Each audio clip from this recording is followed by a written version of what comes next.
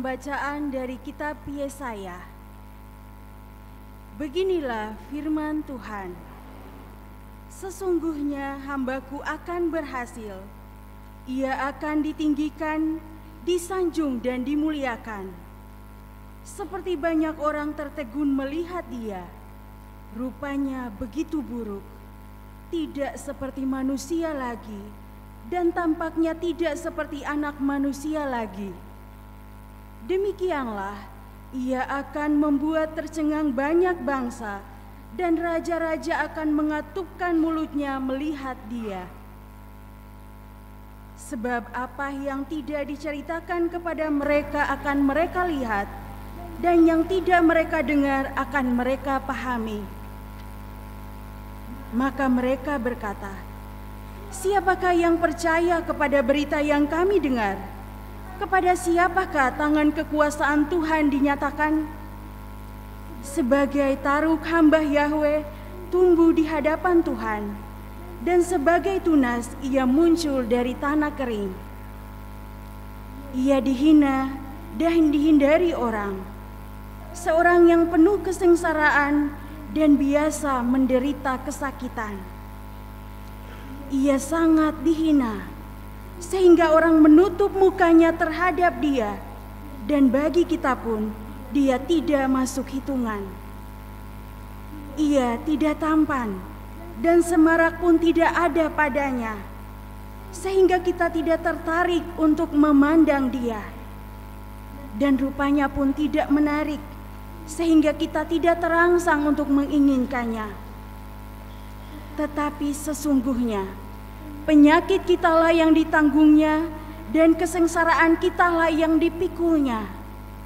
Padahal kita mengira dia kena tulah, dipukul dan ditindas Allah.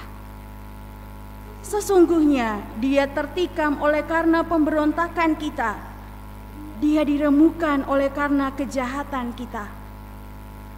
Derita yang mendatangkan keselamatan bagi kita ditimpahkan kepadanya, dan oleh bilur-bilurnya kita menjadi sembuh. Kita sekalian sesat seperti domba, masing-masing mengambil jalan sendiri. Tetapi Tuhan telah menimpahkan kepadanya kejahatan kita sekalian.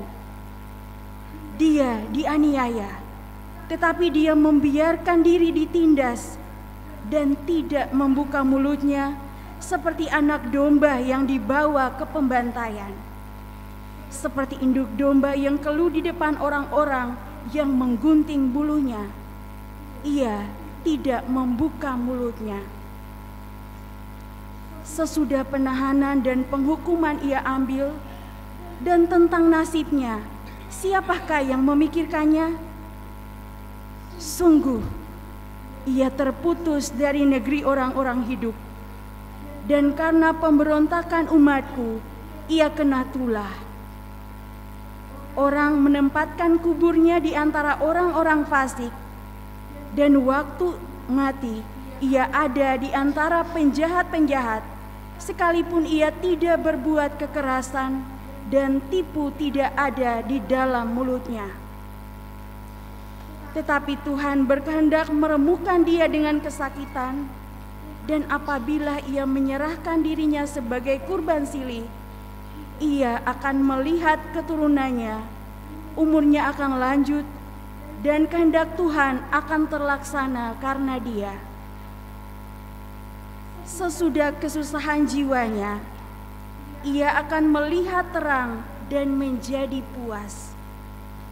Sebab Tuhan berfirman, "Hambaku sebagai orang yang benar akan membenarkan banyak orang oleh hikmahnya, dan kejahatan mereka dia pikul.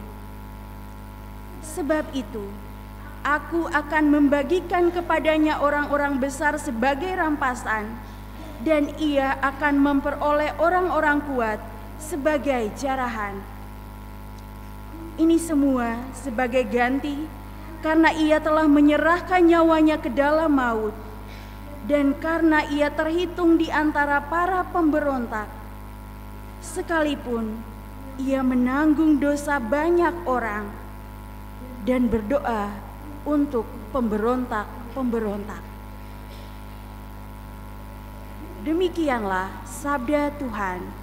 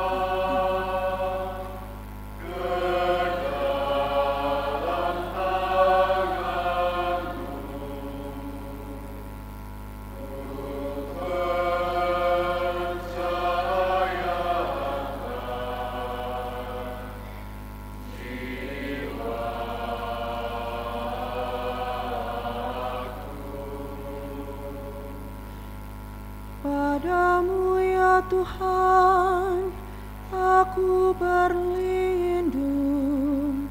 Jangan sekali-kali aku mendapat malu. Luputkanlah aku oleh karena keadilan-Mu. Ke dalam tangan-Mu ku serahkan nyawaku.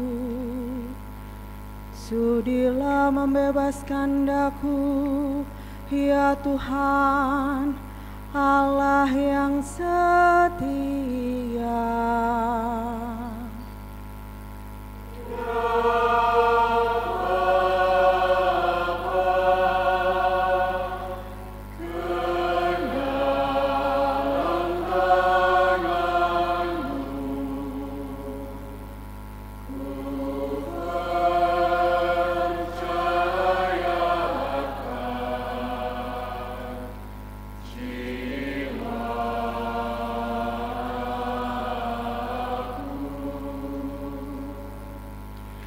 Di hadapan semua lawanku, aku tercela.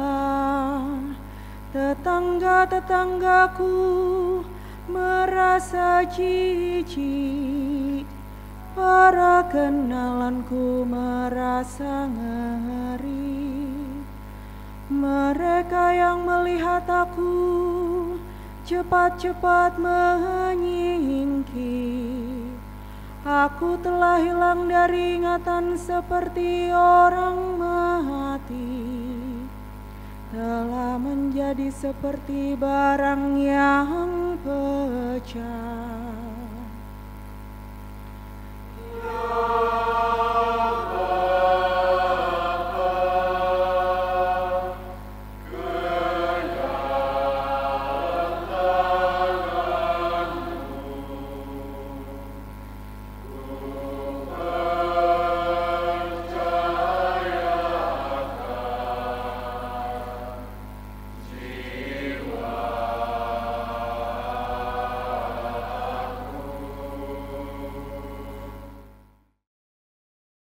Pembacaan dari surat kepada umat Ibrani.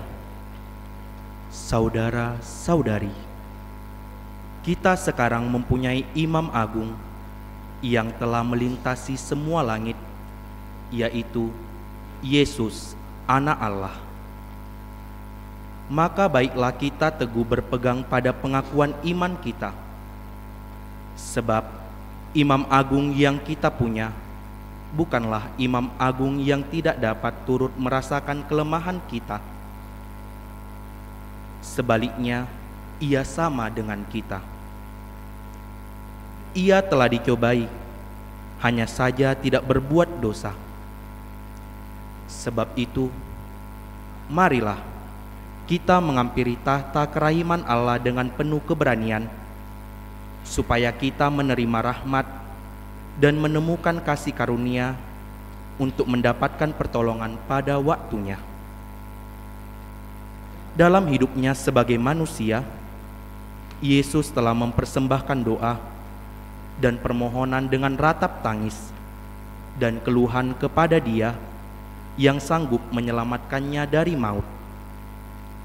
Dan karena kesalehannya, Ia telah didengarkan.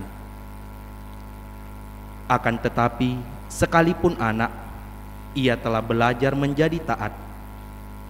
Ini ternyata dari apa yang telah dideritanya. Dan sesudah mencapai kesempurnaan, Ia menjadi pokok keselamatan abadi bagi semua orang yang taat kepadanya. Demikianlah sabda Tuhan.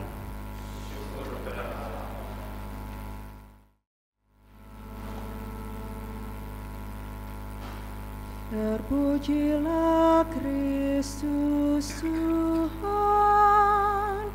Sang Raja kemuliaan kekal.